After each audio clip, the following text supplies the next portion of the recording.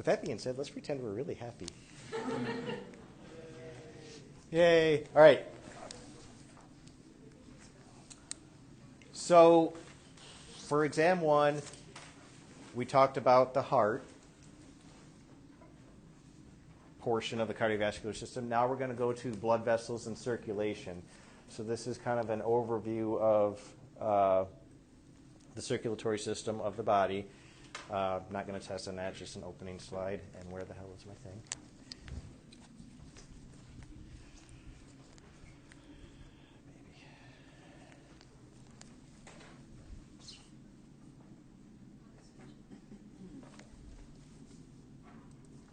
Oops.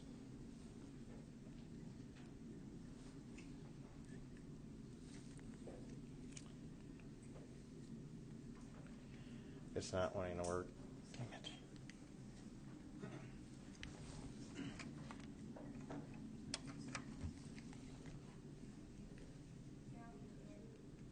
There we go. All right. So when we talk about blood vessels, we're going all the way from arteries down to veins. And these are just some brief definitions. So think of arteries as our delivery system. They have both elastic tissue, which helps maintain pressure, as well as muscular, which helps continue the high pressure that was initiated by the heart. Arterioles, they're smaller arteries, and they are what really control the amount of blood entering into capillaries. When we talk about vasoconstriction that increases blood pressure, it's actually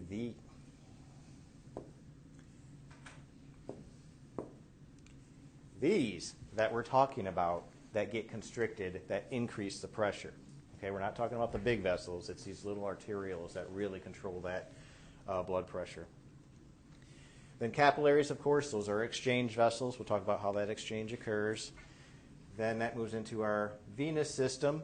Okay, as you move across the capillary, of course, pressure drops. So venous is under very low pressure, but that blood has to get back to the heart.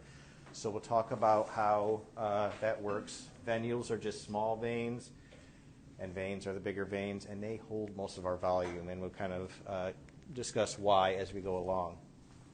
So you should be familiar with the structure of blood vessels.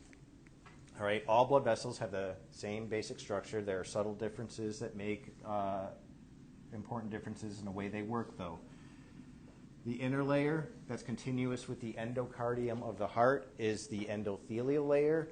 And I heard, what's his name, Gavin, talking about the fact that they refer to that as the tunica intima sometimes. You'll hear that more clinically related. So that's the tunica interna or endothelial layer. Smooth, helps give blood a nice smooth surface to go across because we don't want that clotting, right? Tunica media is a smooth muscle layer. And especially when we get to veins, notice that the tunica media of the veins versus the arteries, big difference in thickness. Okay, so when you come across an artery, it'll feel like, let's say you're in a human body. Go to that leg that we have in the lab. Go to that leg. Look at the external iliac arteries that are at the top of the leg versus the vein that's at the top of the leg, and you'll see a big difference in the wall structure. And you'll be able to tell really clearly which is the artery, which is the vein. And then we have the tunica, between the endothelial layer and this tunica media is another connective tissue layer, and that's where your elastic tissue is going to be located. So when you have the heart pumping blood through an artery and it expands, like feel your radial pressure. When it expands, it's this area that's allowing for that expansion and the recoil that helps maintain blood pressure in the arteries. Okay, and then the tunica externa is the external layer, connective tissue that holds arteries in place, and veins or any blood vessel. Now, if we're talking about big blood vessels such as the aorta or your iliac arteries, things like that, the blood flowing through them does not give the smooth muscle any nutrient. All right? So these bigger vessels have something called the vasa vasorum, which is a blood supply to the wall of the artery, because it needs nutrients too in order to survive. And what's inside of the vessel will not provide that. So they have their own system of blood vessels in bigger vessels. They're vessels of vessels. Yeah, they're vessels of vessels. All right. Capillaries, they're going to be the smallest. They connect arteries to veins. We'll talk more about that in a little bit. We talked a little bit about the capillaries of the kidneys. Remember, they had these fenestrated capillaries, big holes for things to get through. The difference between what's in the kidney versus what's in the rest of the body is there are only these slits between the endothelial cells, and it's those slits that allow things to go through. And they are very selective about what they let through as well. If we move to, let's say, the spleen, for example, what do you notice about this capillary? Big assholes, right? Because in the spleen, what happens? Recycling of red blood cells. So you want those red blood cells to be able to get out of circulation so that the macrophages can interact with them and take them out of circulation. So mostly what we're going to be talking about are these continuous capillaries once we get to that point. All right, then veins. Veins are our delivery system back to the heart.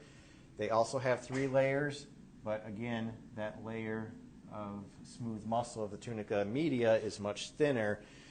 What that allows you to do is have veins expand. Veins are very compliant, right? We know what that means, right? The degree of stretch. So veins are very compliant, so they can act as blood reservoirs. So if we need to increase our cardiac output, that blood will come back from the veins in a much larger volume. All right, veins, especially in the lower body, have valves in them, one-way valves, so that when blood is coming up through the vein, it's not always continuous. We have valves that will prevent it from going backwards, right? So it's always going to be a continuous flow up instead of going backwards. Because what's the last thing we want to do happen in our legs? Pooling. Because what will happen then? DVTs, things like that. Everybody know what a DVT is? Deep vein thrombosis. Clots. But not agglutination. Right, Cody?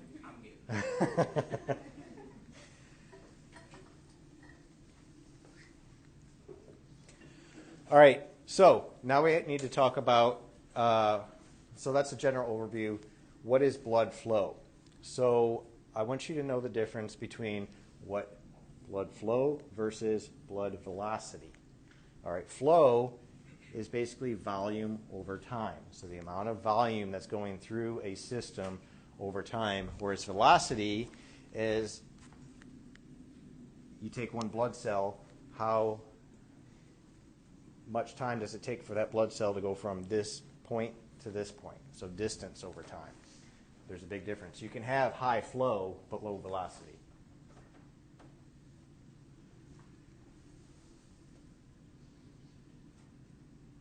Does that make sense? Okay. What do I want to say about this?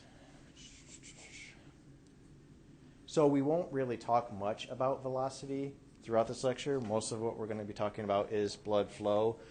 So that's where this definition is important. If we look at the flow, actually velocity specifically down here, velocity in the aorta, that's going to be the highest velocity. Why? Bigger. Pardon? It's bigger, so we can track more. No. It's closer to the heart. It's right next to the pump, right? So the pump just pushes it out, so it's going to be under the highest velocity because that's where the source is. Arterioles next, capillaries, and then small veins are going to have the lowest velocity because that pressure is lost as you go along. All right, if we apply that to injuries, for example, if you look at these down here, if we cut an artery, let's say I cut my radial artery, how do you know I cut my artery? Yep. If you ever, I don't remember, might be Japanese movies where they cut off a limb and literally 10 gallons of blood flow out. Have you ever seen these? It's crazy. It's not quite like that, but you'll know if you hit an artery, if you hit spray. If you hit a vein, what's going to happen? It's going to flow out. It's under low pressure. Okay, so a steady, slow flow. Also, you'll know if it's an artery, it just came from the lungs, right? So arteries are going to have like a bright red color as well, whereas veins are going to have a dark red color because they, not blue. Although I did show my daughter the other day, there's a picture of a bunch of scientists draining blood from horseshoe crabs, and horseshoe crabs have blue blood. Anybody know why? They don't have iron. They do something else. Copper. Good answer. And then capillaries, of course, they don't bleed much, but the blood is slow and even flow. Okay? So there's your clinical correlation. All right. The way we want blood to flow to happen is a nice laminar flow. And stylistically, that's what this looks like. This center is going to be moving much faster than the walls because when you have the walls, you have a little bit of resistance. So blood's fastest in the center, slower against the walls. We want blood to flow that way. We don't want what we call turbulent flow. This turbulent flow, blood's all mixing together, and what does that put us at risk for? Clotting, again. Okay, so stasis and turbulent flow lead to clots. And when we don't have an injury, we don't want clots to happen, right? So we need to make sure we have a laminar flow. Laminar flow is silent. This is why if you take your stethoscope and put it on your brachial artery before you pump up that blood pressure cuff, should you hear anything? No. If you do hear something, what's that called? A bruit. Good. Okay, so those are called bruits. So even though, like next semester when you get into your physical exam lab and you have to listen to certain spots for bruits, you shouldn't hear them in each other. And if you do, say that's when you practice your referral skills.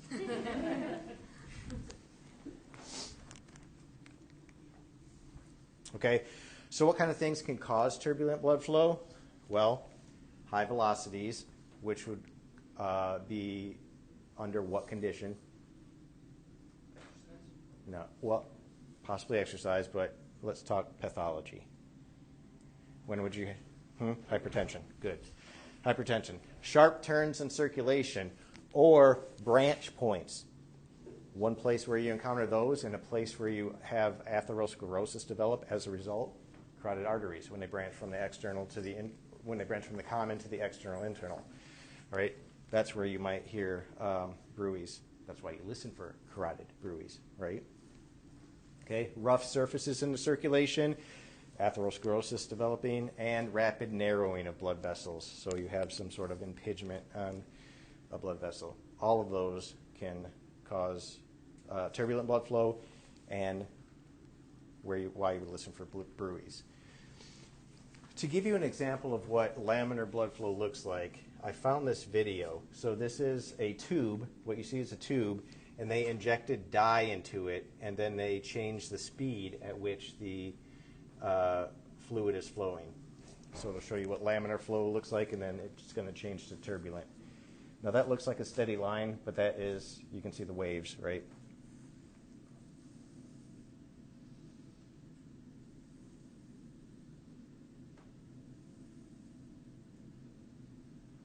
So now you're getting to more turbulent blood flow, clotting risk. Then it goes faster, faster. And you don't even see the line anymore at some point. Okay. Just to give you an idea for what that looks like. Because when I prepare these lectures, I'm like, well, what does this look like? And if I wonder, I'm willing to bet students wonder too. So there you go. Oops. All right. So we've talked about when we did the GI system, the liver receives a certain percentage of the blood flow, and the kidneys receive a certain percentage of the blood flow. And if you look at that, percentages right here, you don't have to know any of these. This is just a concept to try to get across. This is a rough percentage, but, and you notice that in terms of milliliters per minute, kidneys receive a large flow, liver receives a large flow. If you look down here at glands, they don't receive, oops, let's do this.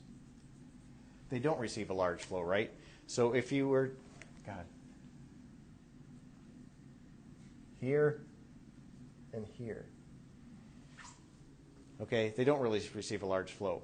But if you normalize that to tissue volume, you can see that the thyroid and adrenal glands, especially the adrenal gland, receives almost as much blood as the kidneys do.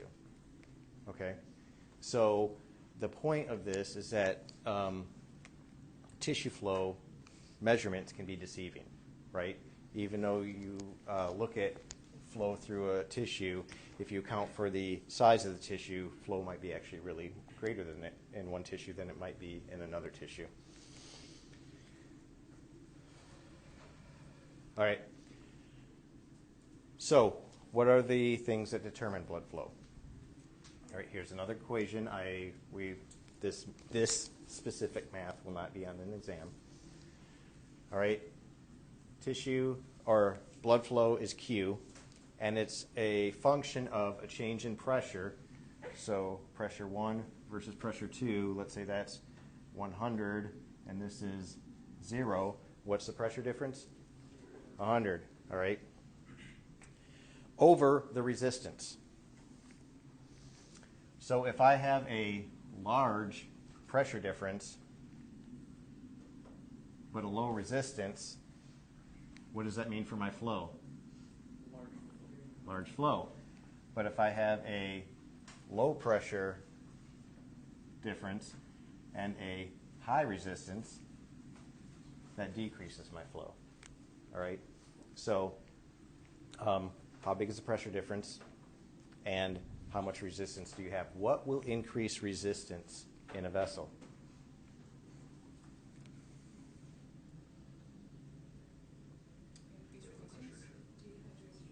Like what would increase the resistance? Atherosclerosis. Yes, it will. What else? Like, think simpler. Constriction. Constriction is what I was looking for. Okay, so constriction is a big reason why resistance would increase.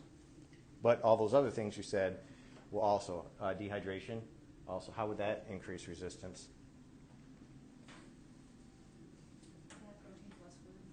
No.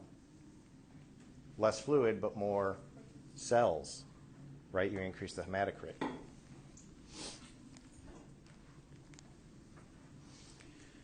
All right. So that takes us into what is blood pressure. All right. We've talked about flow. What is blood pressure? That is the force that the blood is exerting on the walls of your arteries, or veins, if you will, but mostly when we talk about pressure, we're talking about arteries.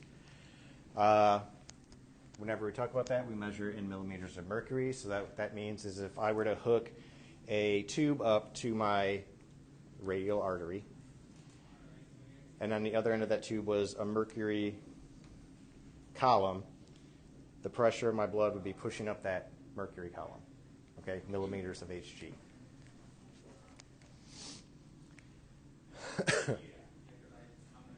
Okay, we can also measure it in water, but we just need a bigger tube. We know this, blood pressure is a function of cardiac output times peripheral resistance. So if we increase cardiac output, we increase blood pressure. If we increase resistance, we increase blood pressure, right? Cardiac output is also a function of stroke volume and heart rate. So stroke volume is the amount of blood we're pumping out per beat, and heart rate is how fast our heart is actually beating.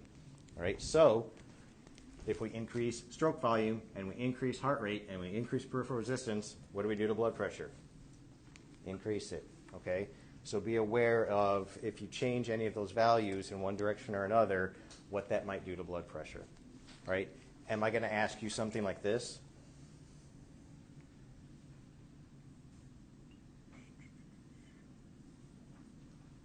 What would that do to blood pressure? No.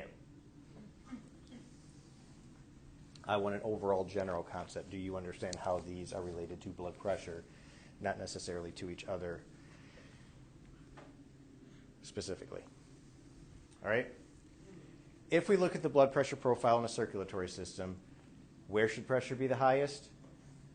In the aorta. Good. And we see that. Okay, specifically in the left ventricle, it's going to be the highest, right? Because that is our pressure generator. It gets as high as 120, and 120 is what we define as relatively normal systolic blood pressure. All right? Why do we have this all the way down here? All right, hold on. So the systolic blood pressure would be when the ventricle is doing what? Contracting. So why does the pressure go all the way down? Relaxation. So that's why you have these waves. Okay? That's what that's representing. A contraction, relaxation, contraction, relaxation. All right? In the aorta, of course, the maximum pressure is going to match that which is in the ventricle because it's directly connected to it, but the pressure doesn't go down as far.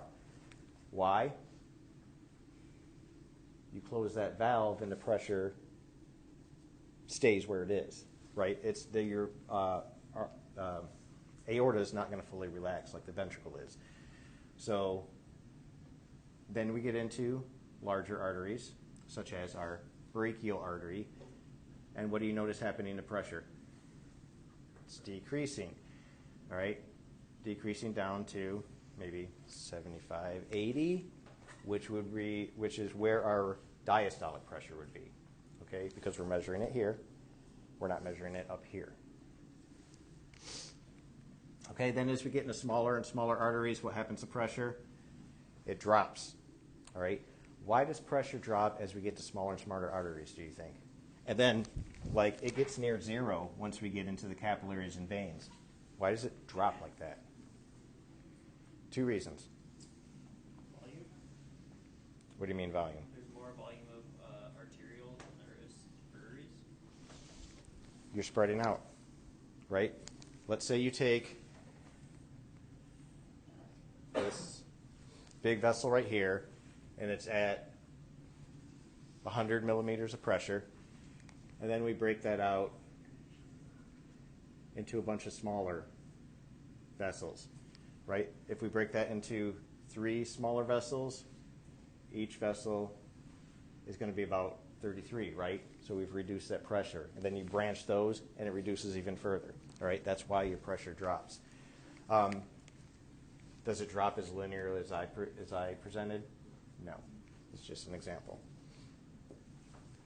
All right?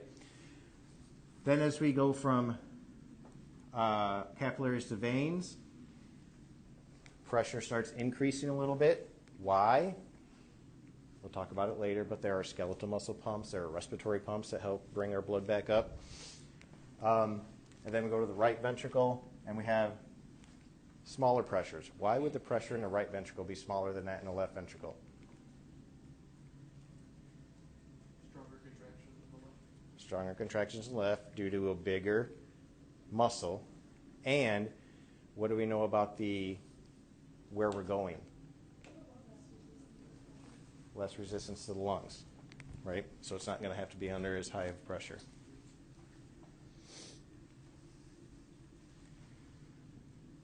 All right.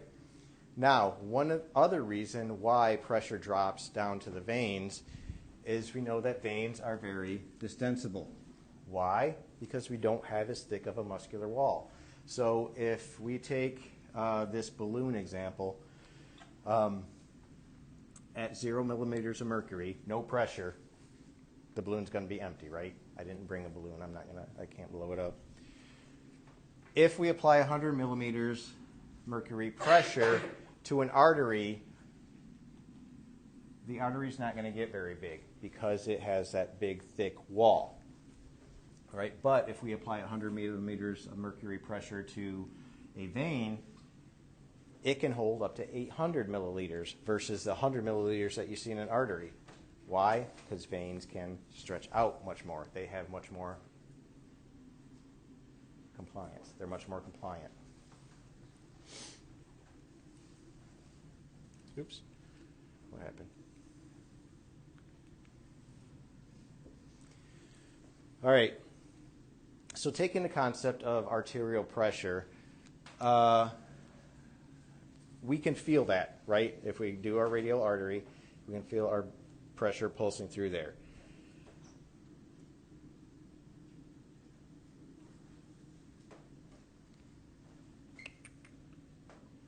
This is one of those moments that you'll have to forgive me for. So we're feeling this pressure pulse, okay? Pressure pulse, by definition, is the difference between your systolic blood pressure and your diastolic pressure. So if we take 120 as our systolic and 80 as our diastolic, 120 minus 80 equals what? 40. So our pulse pressure would be 40, the difference between systolic and diastolic.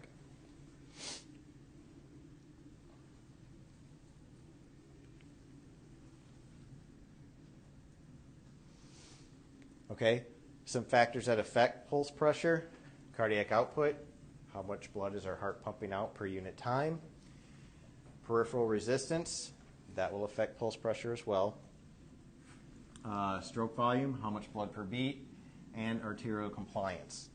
Okay, let's see. If we had a more compliant vessel, what would that do to pulse pressure, do you think?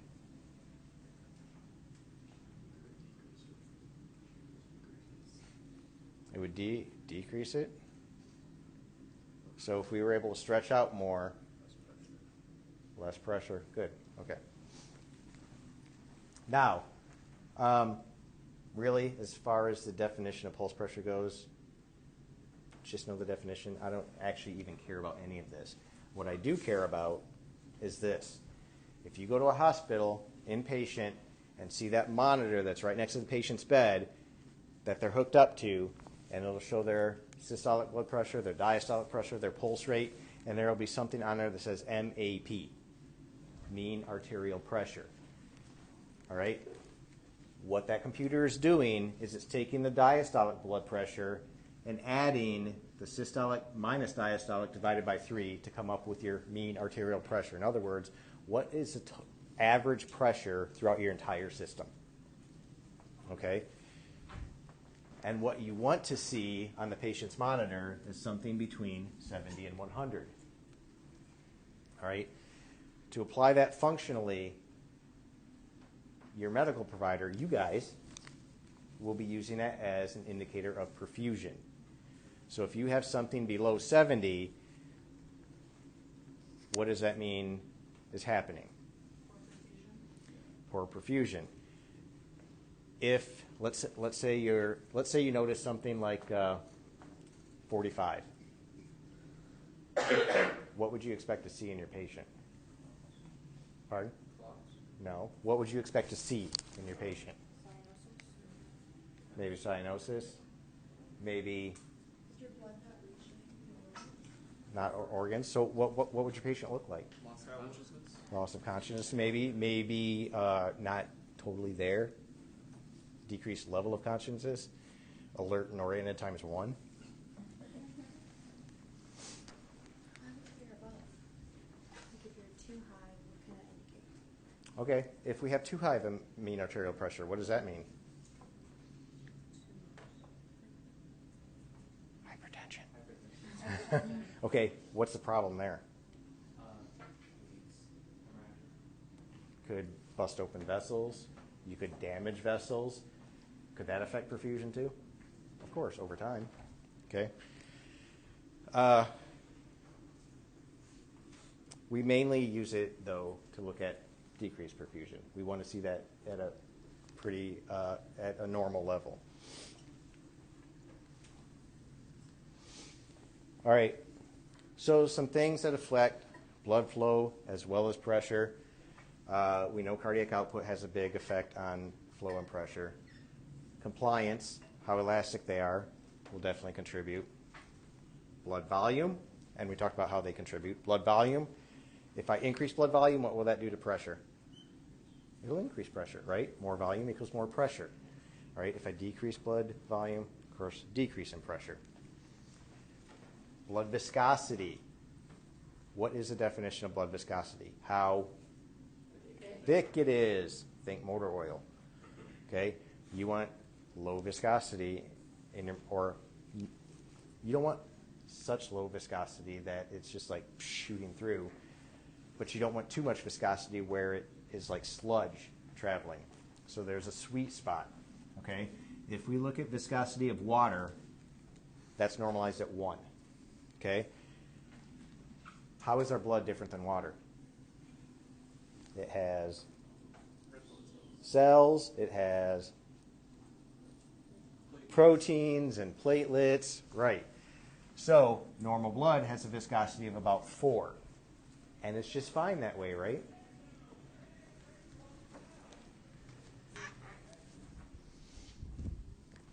Can't tell you what I want to yell. But as soon as we start increasing blood viscosity, which is a function of hematocrit, normal hematocrit is about what? What's hematocrit? Ratio of blood cells to plasma. Right. Ratio of blood cells to plasma. It's about 40 to 45%. So we see that right here. If we increase hematocrit, that means we have more red blood cells to total volume. That's going to increase viscosity. Not good. So that's going to increase pressure as well. Right? Increased viscosity equals increased pressure. And did we talk about the blood doping in the Olympic skiers? Okay.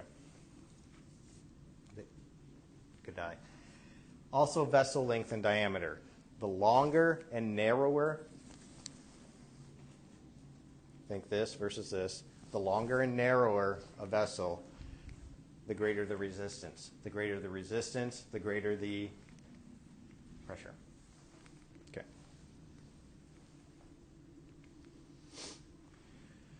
All right. Let's break this down. This is your vessel diameter. These are all your vessels. What do you notice about the vessel diameter of your elastic arteries, such as your aorta? High diameter, right? As you get down into smaller vessels, of course, you have a smaller diameter, and then it goes right back up as you go to veins, okay? This is pressure. What do you notice happening to pressure as you get to smaller and smaller vessels? It decreases, okay? So we would expect that to happen. Why? Because if you look at the total cross-sectional area, the cross-sectional area of smaller vessels increases as you get smaller, right? So that's why the pressure drops. But it keeps dropping. Why would pressure continue to drop after you spread it all out? Why would it continue to drop? What happens between an arteriole and a venule? Gas exchange? Nutrient exchange? Fluid exchange. Okay? If you have a capillary, and we're going to get to this, if you have a capillary that's pushing fluid out of it, what's going to happen to pressure across that capillary? It's going to drop. So by the time you get to veins, you have a pressure that's pretty near zero. Okay? So how does blood flow or velocity of blood flow fit into this? Of course, you have a high velocity coming out of the large vessels because you're pumping it blood flow velocity drops pretty quickly because you're getting farther and farther from the source, right? Then it slows down. Why do you want velocity to slow down when you get to these small vessels where exchange is occurring? Because you want exchange to actually be able to occur. Right, because you want exchange to be efficient. You want to make sure diffusion can happen. If you don't, then you're not exchanging. What do we call that if you're just blowing it through and no exchange is occurring? Shunt, good. Rhymes with something we don't want to say. Okay? But then velocity increases again in the veins. So you have low pressure, but velocity is increasing. The fuck? What's going on there? What am I doing right now as I'm talking? Walking. As I'm walking, what are my muscles doing to the large veins in my legs? Constricting them. That's forcing blood up. Okay? That's going to increase the velocity of blood. Also, gravity, right? I have drainage coming from here, right? And that's going to drain as well. So that's going to increase velocity. All right, so that's how we break down those pictures. Does that make sense? Okay. All right, so local control of blood flow. The goal is to get blood out to tissues. Why do we want to get blood out to tissues? To give it nutrients and to pick up waste. Okay, that's the whole point of delivering blood. So each tissue is going to control its own blood flow according to what it needs. All right, so what are the needs? Here's your list. Whoop. They need oxygen, they need nutrients, they need to get rid of waste, and you need to deliver certain factors to those tissues, such as hormones, growth factors, things like that. Okay? So this is what a tissue needs to happen. So the tissues are going to control based on these things, control their own blood flow rate based on these needs. Oops. All right. So there are several mechanisms associated with control of blood flow to tissues, and we're dividing them into acute. What does that mean? Short-term. Idiot. Short-term control of blood flow. And chronic. Not chronic, it's more long-term. We don't want to refer to chronic. Why? Because that's a pathological condition. Long-term. So this is short-term blood flow. So if you have an increase in metabolism to muscles, and what would increase metabolism to my muscles? Walking around, right? You're going to have an increase in blood flow because those muscles are working harder. Right? If I have a decrease in oxygen availability, that's going to increase tissue blood flow. If I'm exercising, is that going to decrease the amount of oxygen that's getting to my muscles? Decrease the amount of oxygen in my muscles? Yes. So now I want to get more blood in there to deliver oxygen to compensate for that. Okay? Can disease conditions decrease oxygen availability? Of course. Okay, and our tissues are going to increase blood flow to accommodate for that. Two theories of local blood flow, vasodilator and oxygen demand. If I say there are two theories, what does that mean? We don't really know. We have good guesses as to why this happens, but we don't know for sure. It hasn't been totally worked out. All right, here's the vasodilator theory. It makes sense. If I have an increase in tissue metabolism, if I have exercising muscle, that exercising muscle is going to release vasodilators. And what are vasodilators going to do? Dilate blood vessels. And if you dilate a blood vessel, what's that going to allow for blood to do? More to go in, right? Remember, we are talking about tissue level. We're not talking about systemic. We're talking about at the tissue level. So by dilating a vessel, we decrease resistance, right? Decrease resistance equals increase in flow. So we increase blood flow, right? That's one possible mechanism. Some things that are released by tissues, a couple we know about. We've talked about CO2. We've talked about lactic acid. Adenosine and ADP are what you get when you use up all your ATP. So that means you're using energy at a high rate and you're depleting all your stores. So if these start increasing, that will tell smooth muscle to open up, and as well as some other things as well. Okay, so those are just some general vasodilators. Second theory behind increases in tissue blood flow is the oxygen demand theory. And the way this works is down here. If we have decreased O2 delivery or an increase in metabolism, both of which will deplete our tissues of oxygen, right? So our tissues are deprived of oxygen.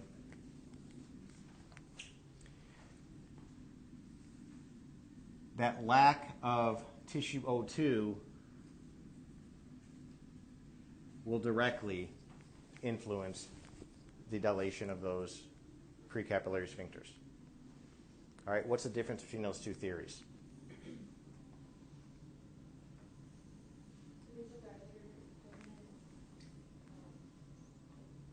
Responding to lack of O2 versus responding to nitric oxide and other stuff. Okay. A specific chemical is acting as a vasodilator. In the first theory, lack of oxygen is acting as the vasodilator in this theory.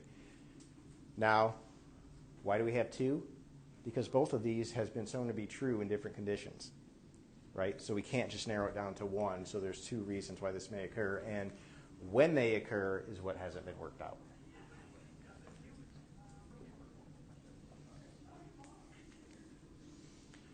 All right. Second is long-term regulation of blood flow. All right, so not transient, long-term. And that's the metabolic theory. All right, so the metabolic theory goes like this. If there's a decrease in arterial pressure, decrease in blood pressure, right, that's automatically different than the other ones, right? We're not talking about a decrease in oxygen. We're not talking about an increase in metabolism. We're talking about disease conditions, okay?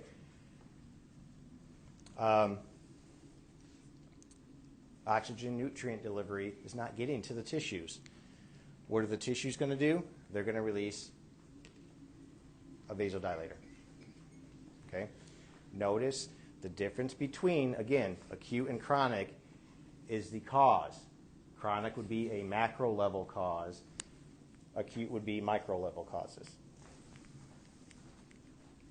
Okay, but the end result is very similar, right? You're releasing vasodilators to increase tissue blood flow.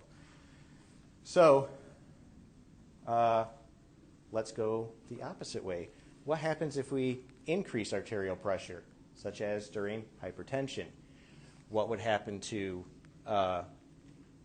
those precapillary sphincters leading into capillaries? They would constrict, right?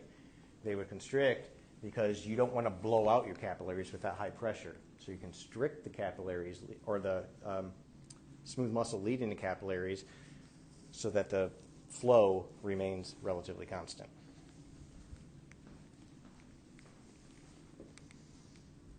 Okay? A term that you should be familiar with from a previous lecture is autoregulation. Right? Autoregulation does what?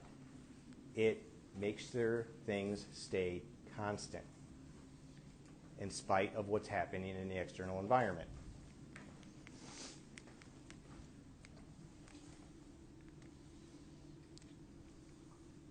All right. Another theory associated with autoregulation of blood flow is the myogenic theory. What does this prefix myo usually refer to? Muscle. Don't confuse that with myco, which refers to fungus. Okay, myogenic. Okay, when there's a decrease in arterial pressure, the arterioles dilate in response to decreases in wall tension. So, if you have hypotension for whatever reason, not as much blood pressure, those precapillary sphincters detect that there's a lower pressure, and they dilate. Why do they dilate? Because you're not getting enough pressure to put blood into the capillaries, so we're going to dilate to allow more blood to go in. Okay? The opposite would happen with an increase in arterial pressure. So, again, different theories to how this works. Okay, long-term regulation. So, how many theories are there to short-term regulation? 2. How many to long-term regulation? 2.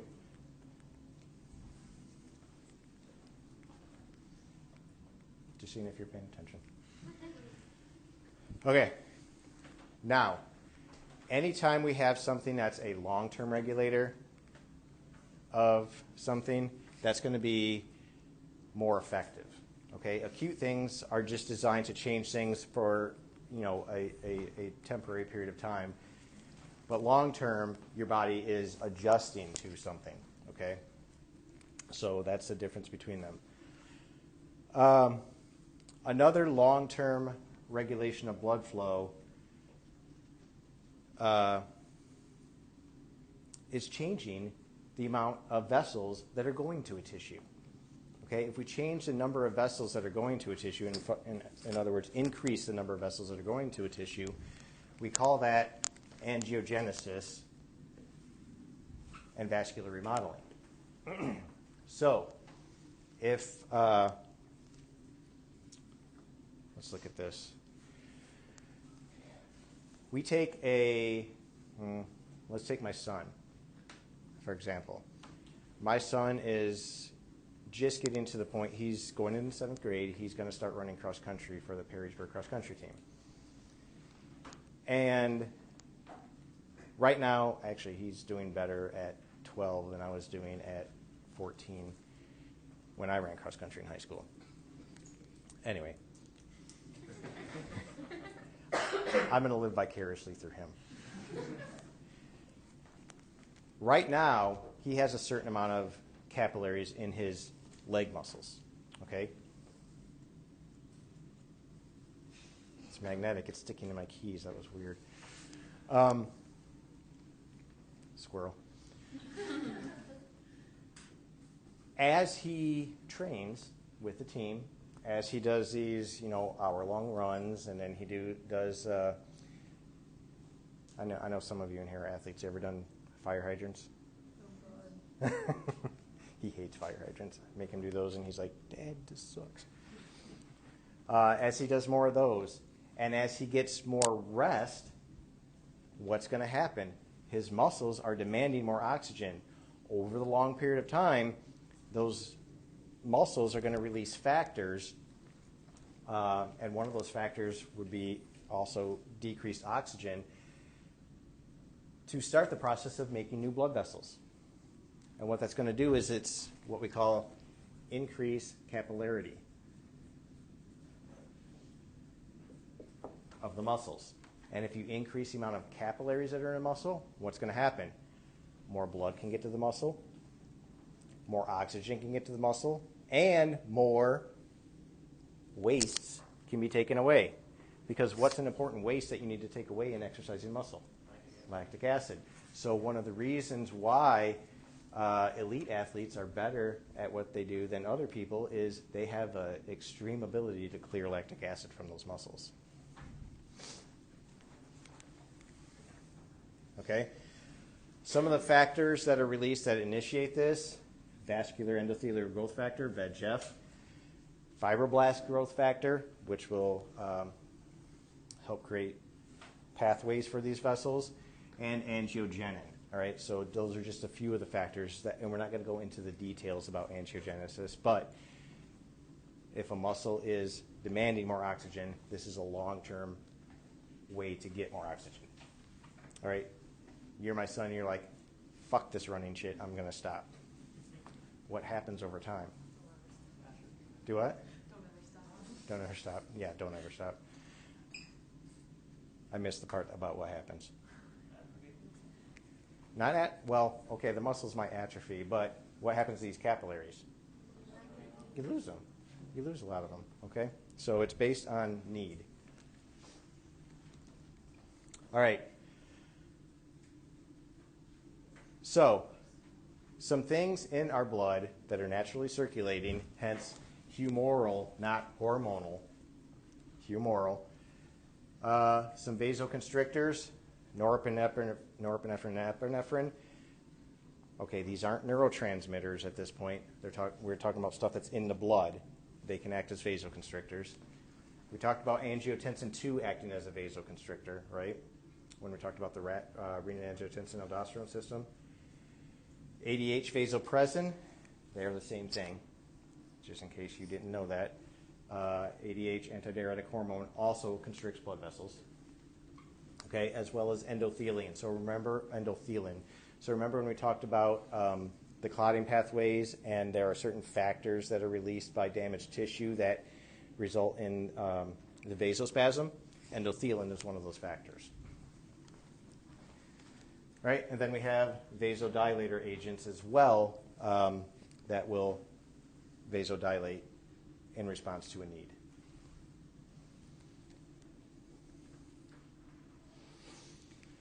Okay, so now we're going to get into where are we in terms of time? It's 2 o'clock. You want to take a break? Yeah, all right. Good, because I got to pee.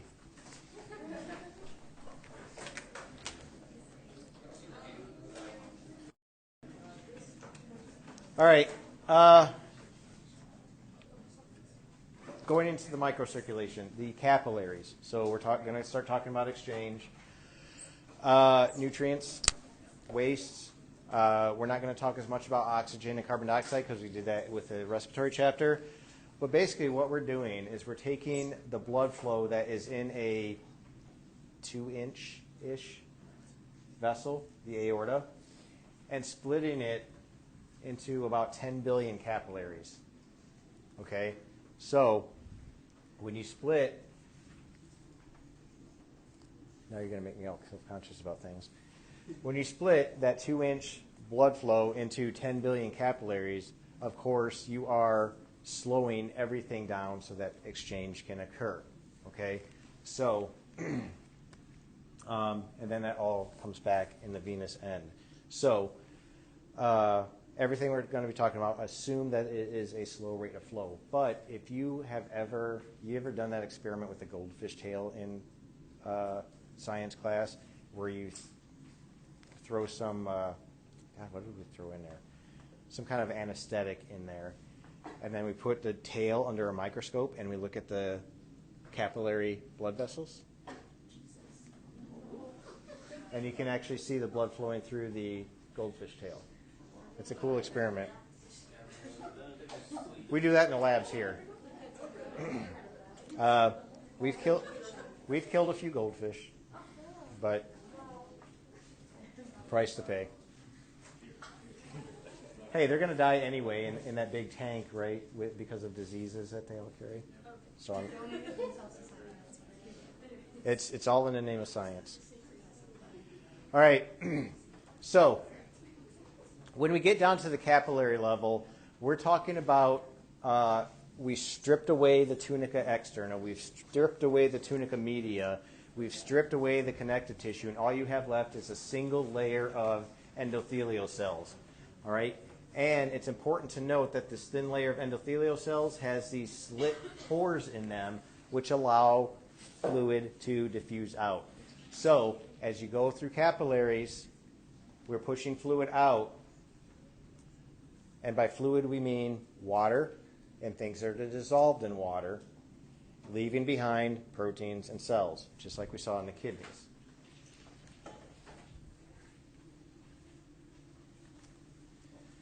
Okay, so this is just a little bit about the size of capillaries. I'm not going to talk any more detail about that. This would be one endothelial cell. This would be another. And again, it's only one cell layer thick. And why do we want it to be only one cell layer thick? Diffusion. You decrease diffusion distances, you increase the rate of diffusion. All right. Important distinction in words. Not the biggest, but the most important means by which substances are transferred between the interstitial space and the blood vessels is by diffusion. Okay, so even though you have all this hydrostatic pressure pushing things out and osmotic pressure pulling fluid back into the capillaries, it's diffusion between those two that is actually where the exchange is taking place. All right, now if you're lipid soluble, you're diffusing right through the cell membrane, right?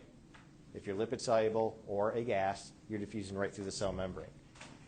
If you are not lipid soluble, that means you are either going through those clefts between the endothelial cells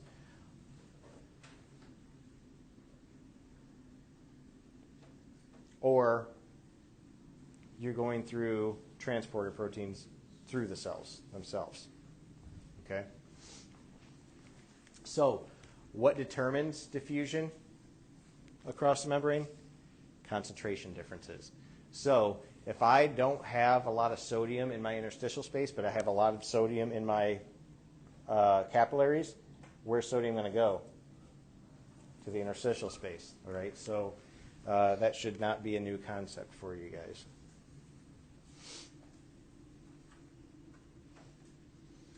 Okay? Another slide basically saying the same things I've already told you. So this is all repeated material. All right. Now, when we look at the interstitial space, concept you probably haven't talked about much is that the interstitial fluid has a lot of proteins in it. Collagen, proteoglycans, glycoproteins, things like that. Essentially, when you add water to that, what does that do to those things? Makes them like Jell-O. So your interstitial fluid is not actually water, it's more like a Jell-O. Okay? So think about if you're exchanging things between fluid in your blood vessel and Jell-O, is it like a direct one-to-one exchange that's happening, or is that something that's going to change over time? It's going to change over time because you're dealing with a fluid versus a semi-fluid. Okay, so that's going to change the way things are transported, and that's the reason why diffusion is the most important determinant of exchange. Okay, now talking about the capillary specifically. This is not a whole lot different than what we saw with the kidneys. All right, we have blood pressure pushing fluid into a capillary. Right. Another name for that is hydrostatic pressure. Okay, that's pushing fluid out. This is at the arterial end. At the venual end, because we've pushed a lot of the fluid out, proteins are left over. That's going to pull fluid back in. What do we call that pressure? Osmotic pressure. All right, so those are the two primary forces that you'll see happening in the capillary itself. Outside of the capillary, we have pressure of the interstitial fluid, kind of like the glomerular capsular pressure. That's pushing fluid back into the capillary. And we have some proteins and those proteoglycans, those kind of things, that are going to be sucking fluid out of the capillary as well, pulling more fluid out. If we add all those together, forces pushing fluid out versus forces pushing fluid in, that determines what our net pressure is going to be. Okay? So the forces that are pushing fluid out or forcing fluid out versus the forces that are pulling fluid back in or pushing fluid back in. Am I going to expect you to remember these symbols? No. Okay? Hydrostatic pressure, osmotic pressure, those are the forces you're dealing with.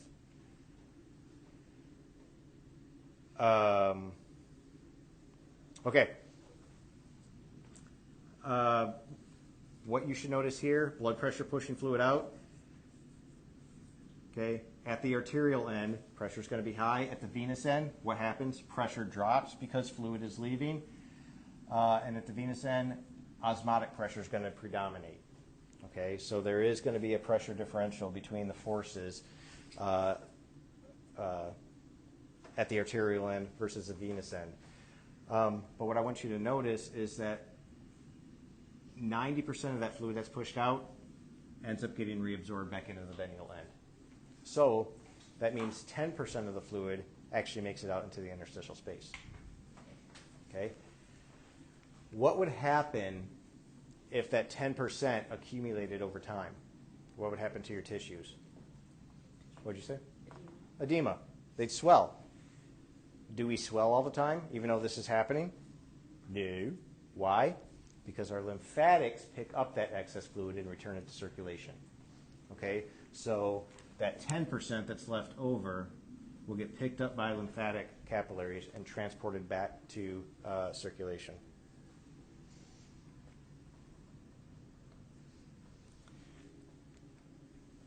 So, is it the exchange of fluid that's important, or is it the exchange of what's in the fluid that's important?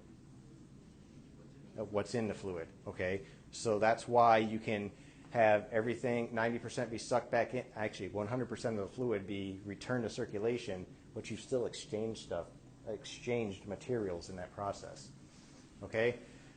All this slide is trying to show you is that if you add all those forces together, what you end up with is a 0.3 negative outward pressure, which contributes to that 10% fluid that doesn't get sucked back into the capillaries at the venous end. Why is it negative? Sorry. Say negative pressure. No. Did I say negative pressure? I don't know. Just kidding. It's not negative pressure. Net. Oh, Net. Right. Okay. Net pressure. I'm on it. Okay. I don't think I'm that fucked up today. So this is just saying the same thing, right? So we've exchanged things. So that's the process of how things get exchanged. And again, the details of that, where's sodium going, where's potassium going, where are small proteins going, not important for what we're discussing. As long as you understand the forces that are involved and that things are exchanging is what's important. I know this number is different than what you see at the beginning of your lecture. It's at 64%, about 60 to 65% of blood is in your veins. So if you take your entire blood volume, which is about what? 5 liters, 60% of that is in the veins, because veins are known as what? Reservoirs. Good.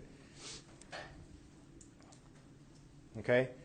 So why do we need that reservoir? Because if we need to increase our pressure in our system for whatever reason, let's say exercise, then that vein can supply the extra blood to maintain our pressure in the face of decreasing pressure.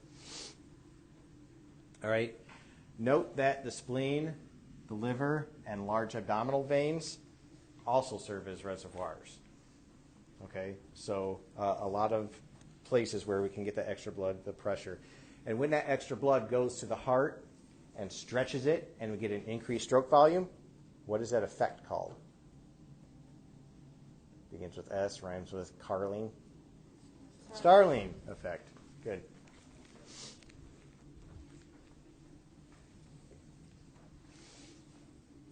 All right. Now, I'm going to get ahead of these slides, so I may skip past a few to begin with, or as we go along. If we look at this picture right here, this is showing us pressure in the venous system at different parts in our body. So at the level of the heart, right about here, what's the pressure? 0. As we go down, what happens to the pressure? It increases. Why is the pressure 0 at the heart, but like 90 at our feet? Gravity. Good. So gravity exerts a pressure, and we have to be able to get that blood back up against that pressure of gravity. All right, so we'll talk about how that happens as we move on. But as the blood's entering the heart, that's our central venous pressure, and it should be close to 0. Okay? Can be as high as 20 to 30 millimeters of mercury, but that depends on how much is the state of your body and how much blood is returning to the heart. All right? Okay. So, a measure of central venous pressure is the right atrial pressure. because when the atria are filling and they're not contracting, there should be a net zero pressure.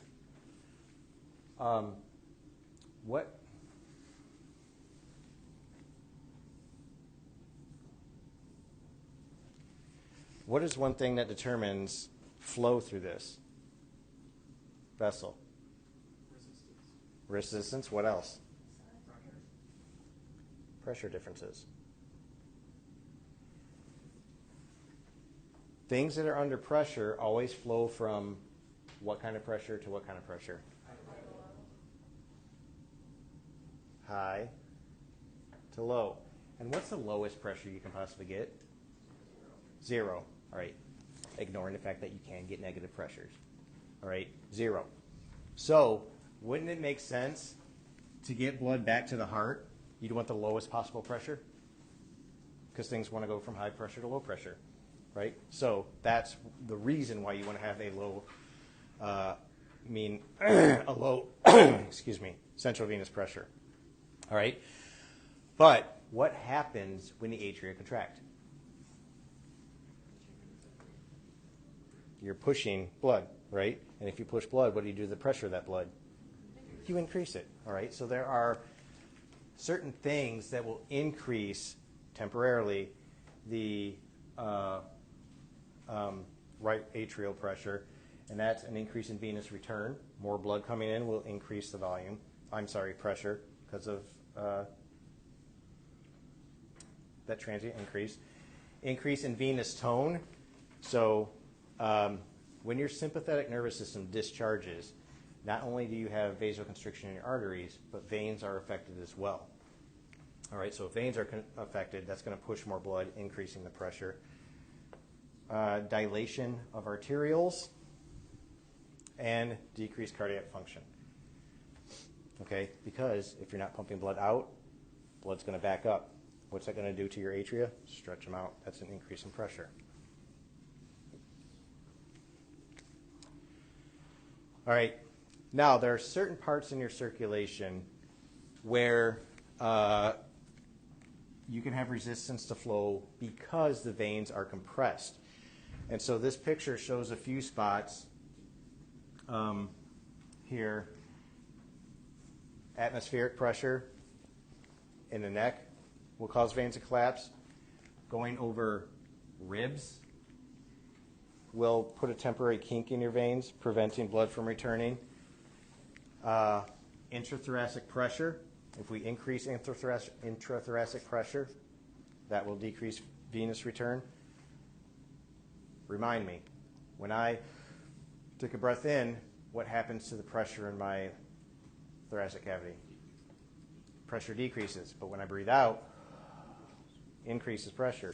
So every time I breathe out, I'm increasing the pressure there in my thoracic cavity, preventing blood from coming back in. Okay? So those are just a couple of things that will change blood flow in the veins back because they will collapse those veins. Now, why don't you collapse the arteries that are in those same regions? They're under higher pressure and they have a thicker muscle. So bending them is not going to have as much of an effect. Is that to say they won't have an effect ever?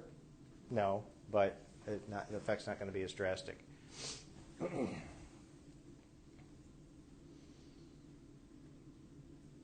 Okay, I think we talked about all that. We talked about that. You guys told me gravity. This is just showing that same thing. Okay, now, because of gravity, blood will want to pool in our legs because it's under that higher pressure. It doesn't want to go up. Like we have to use energy to get up. So two things. Can I see the next slide? Okay, two things will allow blood in our lower limbs to go up in veins despite that high pressure they have to go up against. One is valves. Okay, as you push fluid through the veins going upward, blood will flow backward at some point. It will fill up these cusps and close these valves. If you close those valves, the amount of blood that just went through will not go all the way back down. So there is a net upward movement toward the heart. Okay, so that's one way. Now, the way it's taught in undergrad, and the way I've taught it at least, we assume that every vein in your body has valves. That's not true. Not every vein in your body has valves. Mostly it's the lower limb veins that have valves. The other one I alluded to earlier is the skeletal muscle pump. The more I walk around, the more my muscles are going to compress the veins that are between those muscles. And the more I do that, the more blood I'm going to get circulating back to my heart. Therefore, the more I'm going to be able to pump out. Okay? So, skeletal muscle pump is just skeletal muscle compressing those veins. And as it compresses them, notice that blood flows up, but it could put blood going back the opposite way. What prevents that? Valves. Okay? So, when you are using that skeletal muscle pump, you are compressing the veins. What's going up will still go up. What's going backwards will hit those valves and stop from going too far back. All right? Now, just as we talked about, when I breathe out, I increase the pressure in my thoracic cavity, preventing blood flow coming back to my heart. If I take a breath in, I decrease pressure in my thoracic cavity. Below that of my abdomen, blood can flow to a lower pressure. Okay? And that's what we refer to as our respiratory pump.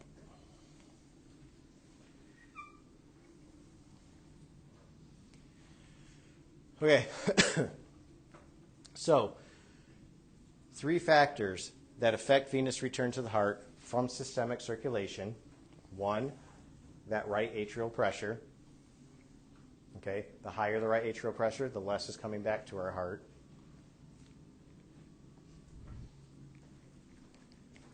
The mean systemic filling pressure, which we'll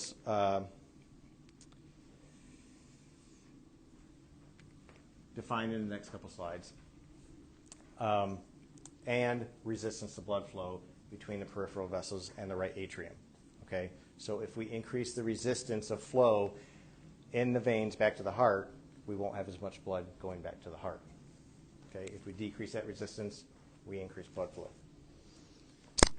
All right, so what is mean systemic filling pressure?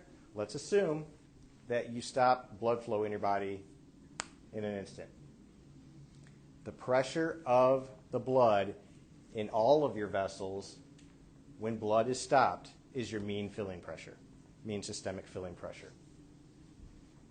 Okay, so the pressure in your blood vessels when all blood flow has stopped is your mean circulatory filling pressure.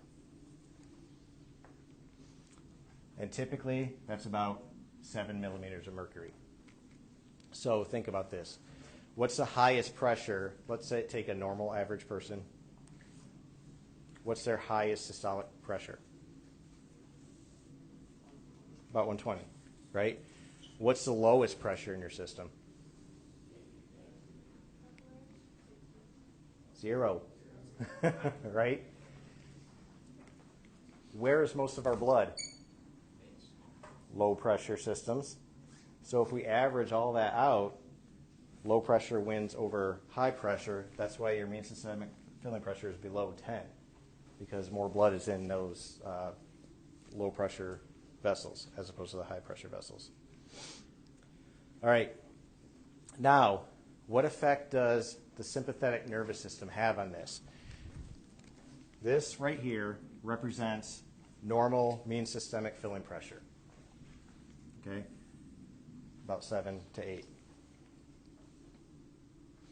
Okay? If I inhibit my sympathetic nervous system, what am I doing to all my blood vessels? What's happening to them? If I decrease sympathetic, they're going to dilate. Okay? If my all my vessels vasodilate and I take this down, what happens to my mean systemic filling pressure? It decreases. Opposite, if I activate my sympathetic nervous system, what happens to my systemic filling pressure? It increases. So, by changing the diameter of the vessels, we can influence what our mean systemic filling pressure is.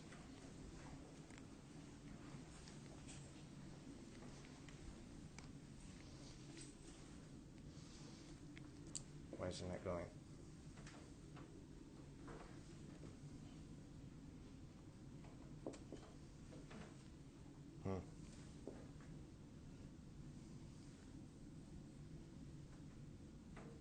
There we go. All right.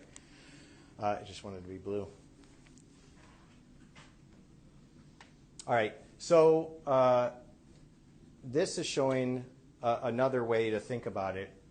Here's our normal mean systemic filling pressure. If we increase the amount of blood returning to our heart, that means we're going to be pumping more out. That's going to increase our mean systemic filling pressure, kind of like increasing the pressure of our system. If we decrease the amount of blood going back to the heart, that's going to decrease our mean systemic filling pressure as well. And again, why do we care about mean systemic filling pressure? Because that is one thing that's going to affect venous return. Okay, so can venous return affect mean systemic filling pressure? Yes. Can mean systemic filling pressure affect venous return? Yes. Okay, so be aware that it can be confusing because it can go both ways. I'm not going to get crazy on any questions I ask about this. If you understand the general concept of what mean systemic filling pressure is, I'm good with that. Okay. All right, let's talk about the nervous system and how that relates to blood vessels and circulation. All right. Autonomic nervous system, I have my sympathetic and parasympathetic. Okay? Sympathetic. When I fire that, what does that do to blood vessels? Constricts. If I take away sympathetic, dilate. Okay? What happens if I activate parasympathetic? What does that do to my blood vessels? Nothing! Nothing. Remember, parasympathetic does not go to your blood vessels at all, just like it doesn't go to your myocardium. So parasympathetic will have no effect on your blood vessels. Therefore, it is not going to control whether it dilates or constricts. Okay? Only sympathetic. Sympathetic constricts. Lack of sympathetic dilates. That's an important thing to remember. Sorry for yelling. I wasn't really yelling because I'm mad. I just got excited. Emphasis. Did you say hashtag? Oh. Hashtag passionate. All right. That's what this is saying. Sympathetic nerve fibers. They innervate all vessels except for capillaries because it doesn't have smooth muscle, and precapillary sphincters because they are under what control? Begins with L, rhymes with focal. Local control. Okay, because tissues determine their needs, not the sympathetic nervous system. Okay, we talked a little bit about this, that it's not the big vessels that determine resistance, it's the small vessels. We also talked about the fact that when we have sympathetic discharge, that affects both our arteries and veins, so that's what this says. And remember, parasympathetic is only involved in heart rate. Has nothing else to do with this cardiovascular system. And I realize that that's really hard to see. They were originally red, but I changed it for whatever reason. All right, so we've also gone over this. Arterial pressure, another way to say that is blood pressure. I'm going to change back to red. And that's a function of cardiac output and peripheral resistance. So again, if I increase cardiac output, I increase blood pressure. If I increase peripheral resistance, I increase blood pressure. All right?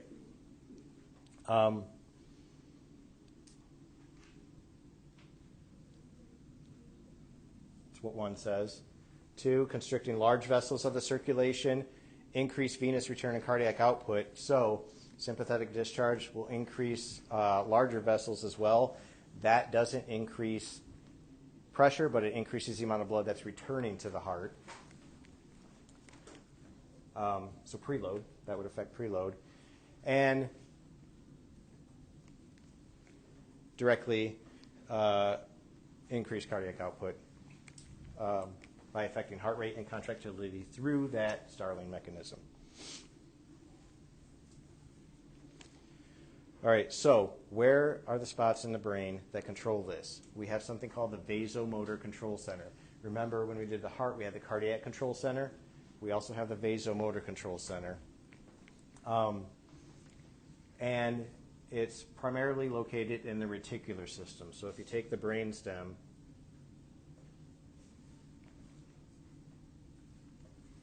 and assume that's the pons and that's the medulla, the reticular system is this area back here, okay, on the dorsal portion of the spinal cord. Okay, in the vasomotor control center, you have a vasoconstrictor area, which is obvious what that does.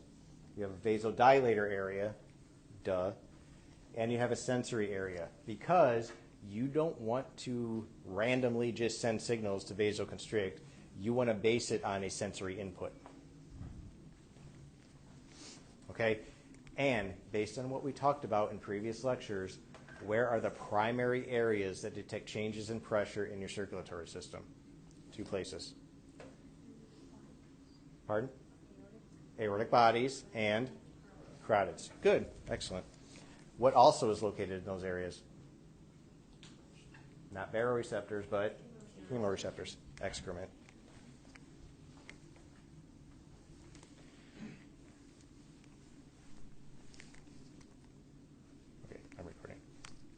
All right, so what does the vasomotor control center do? You have something in your blood vessels called vasomotor tone. So you always have some sympathetic discharge going to your vessels that keeps them at a certain level of contraction. Okay, again, that's called tone. All right, vasoconstriction would be increasing the level of tone. Vasodilation would be decreasing the level of tone. So if we look at that in terms of action potentials, let's say to increase or to maintain tone, we fire 5 action potentials per second. If I want to increase tone or vasoconstrict, what would I do to that 5? How many action potentials would I send? 6, 7, 8, 9, 10? That would increase because what did we learn with muscles? The more action potentials you send to a muscle, the more it contracts, okay? Is this skeletal muscle?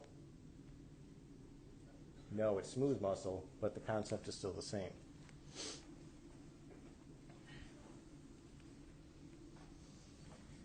All right. Now, it's the reason I ask that, it's an important distinction. Skeletal muscle we have conscious control over, right? Smooth muscle, generally, we don't. So that doesn't mean that higher centers of the brain, including the cerebral cortex, can't have some influence over the ability to vasoconstrict. For example, do you guys remember a few weeks ago when I was pissed that I was told I had to leave all the doors closed? Yeah? My blood pressure increased. Why?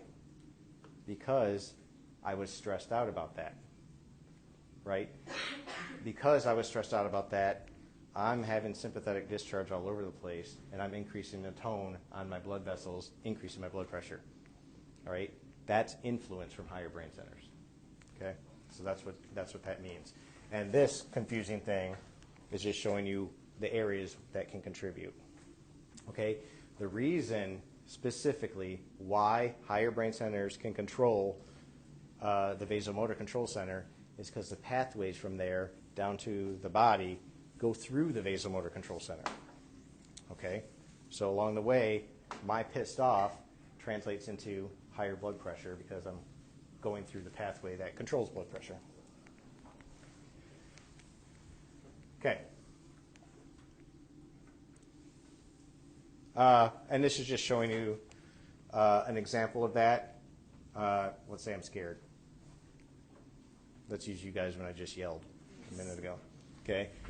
That's going to increase vasomotor control center output increase in sympathetic activity, decrease in parasympathetic, okay, but sympathetic will increase my total peripheral resistance, which will increase blood pressure.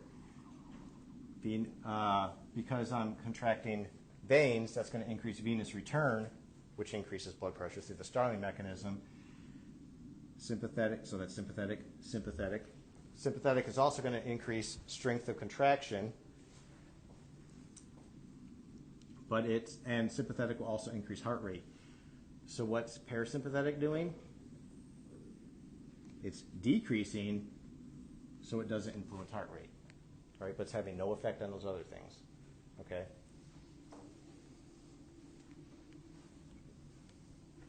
So my blood pressure goes up, like I yell, ah! Sorry, I'm entertaining myself at this point. That raises your blood pressure temporarily for that reason, okay? So, this... You want me to do it again? Please don't. The barrel receptor reflex is responsible for short-term changes in blood pressure, not long-term. All right? It's responsible for short-term changes in blood pressure. Okay? And the way it works is if our barrel receptors detect a decrease in blood pressure, it's going to go to the vasomotor control center, tell it to increase sympathetic signals, which will go back down to the smooth muscle of arteries and constrict them, increasing our blood pressure. If I have an increase in blood pressure, my barrel receptors are going to detect that. They're going to send a signal to the vasomotor control center and say, hey, stop sending action potentials, and my blood vessels are going to dilate, which will decrease blood pressure. Okay? That's how that feedback mechanism works.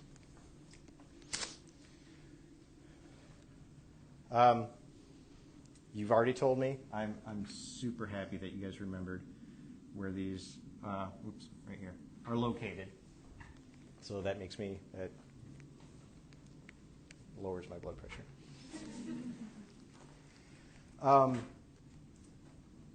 Although they're located in the same place that the chemoreceptors, they are of a different type of receptor. They're called spray-type nerves because they look like a splatter of nerves on the blood vessels.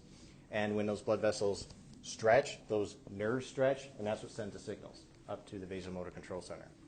Okay? So that's how that works.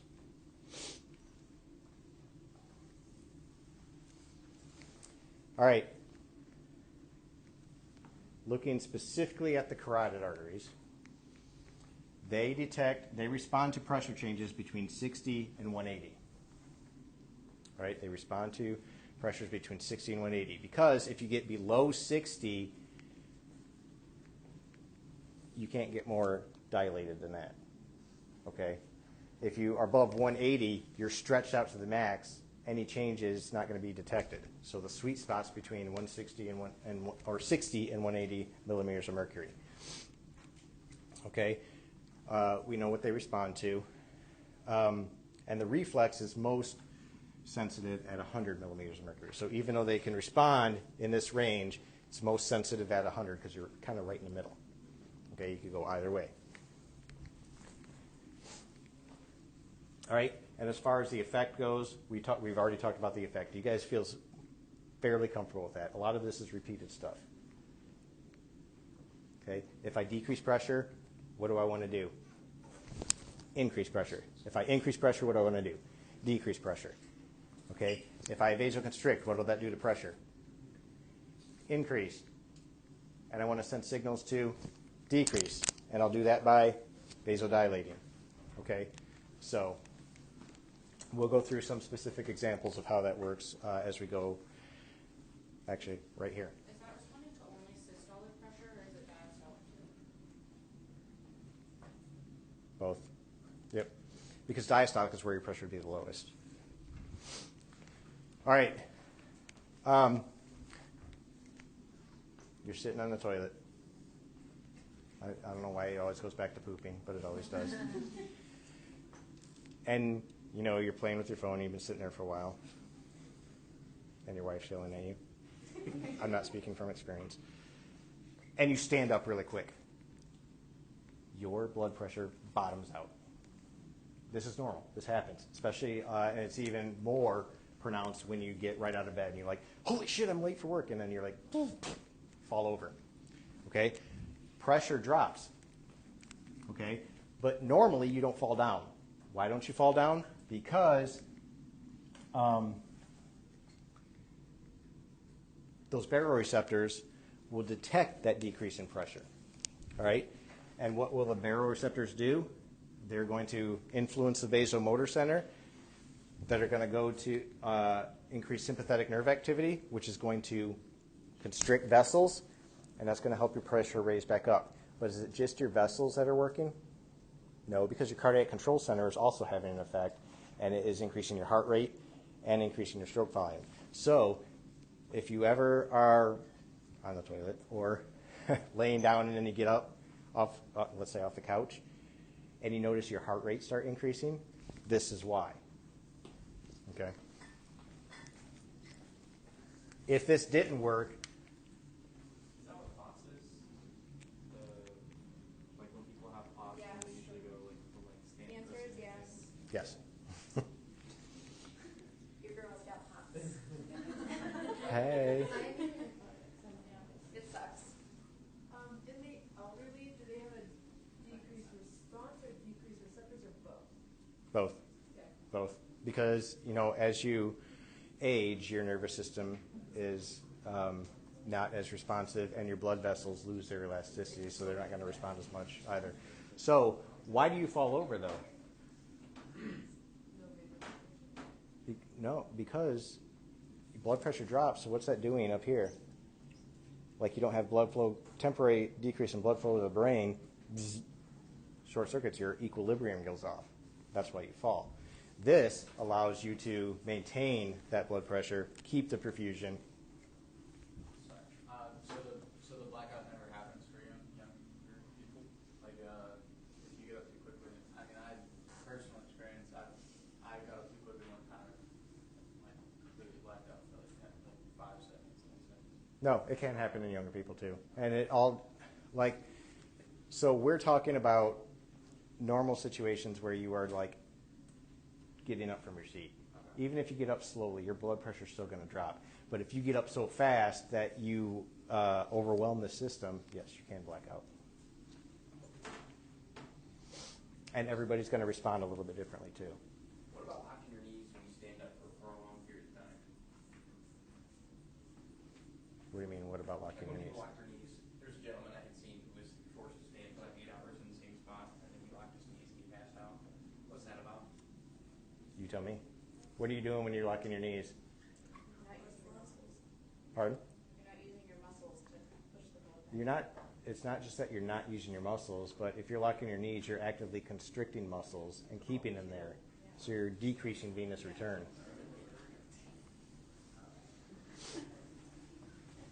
Good questions. Finally, I've gotten to something that interests you guys. It's only been an hour and however long, an hour and 51 minutes. Welcome. Welcome to physiology.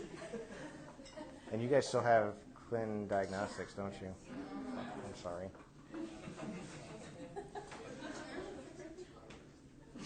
Okay, now.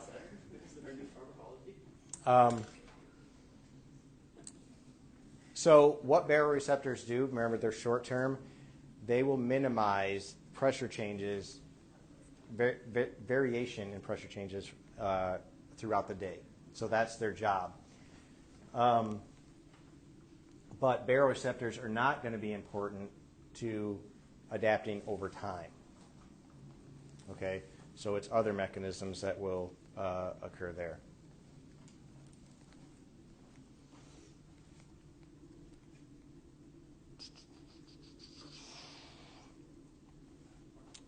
Okay, we've already talked about this. This is no new information. It just connects to the chemoreceptors in the same areas. And so if, let's say, we have a decrease in blood pressure and we activate the vasomotor control center, we're also activating the respiratory centers too, because sometimes that decrease in pressure will also mean a decrease in oxygen to those receptors. And so not only are you increasing heart rate and peripheral resistance, but what are you doing as far as breathing goes? Okay, sometimes it may not be that noticeable, but they all work together to increase the amount of oxygen getting to your tissues and getting rid of carbon dioxide. Okay, because pressure is equal to perfusion, right? All right, we have this thing called the CNS ischemic response, and this is a really powerful mechanism to increase blood pressure, because we don't want our brain, because our brain is super active all the time, all right? So it needs consistent flow of oxygen. So if it happens to not get oxygen because of a decrease in blood pressure, it's going to respond very powerfully. So if we have reduced cerebral blood flow, we're going to have CO2 buildup.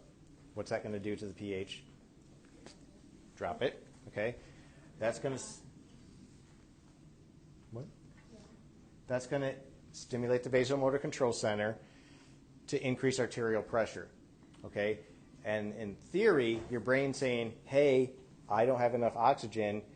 I'm going to tell the vasomotor control center to constrict. Hopefully, that increase in pressure will get more blood to the brain.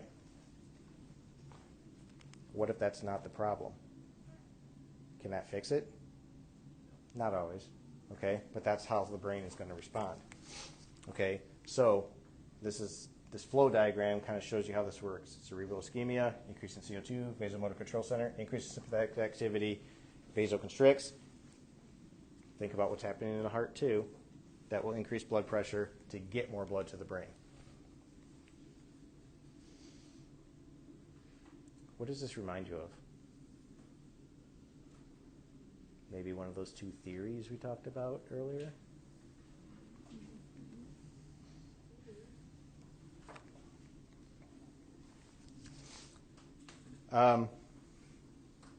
So, what could initiate the ischemic response? Usually some kind of shock, circulatory shock, like let's say you're in heart failure. Hemorrhagic shock, you're bleeding out, it's going to drop pressure, so your blood vessels are going to say, what's the problem with that? You're bleeding out, your brain is saying, hey, I'm not getting oxygen, so let's constrict blood vessels and increase heart rate, which is going to increase pressure to the brain, but what's going to happen at your bleeding site? Right? So you don't want that either. Or septic shock. All right. Atrial and pulmonary artery reflexes. Basically what this says is the more blood you have coming back, the more they stretch, the more you're going to increase activity in the vasomotor control center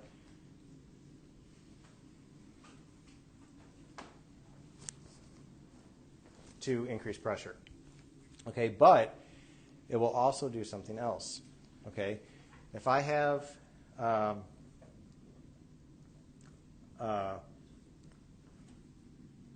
scratch what I just said. That will happen, but that's not what this slide says. It would help if I read first. In my atria and pulmonary arteries, there are specifically low pressure receptors. Okay, if low pressure is detected in them, what it's saying to the body is that you don't have enough blood. Okay? So what's our body going to want to try to do? It's either going to increase pressure or it's going to increase volume. So this would be a volume pathway. Okay? So if we decrease the stretching in the atrium pulmonary arteries, that's going to send signals down to the kidneys. It's going to say, hey, we don't have enough volume. Let's hold on to sodium.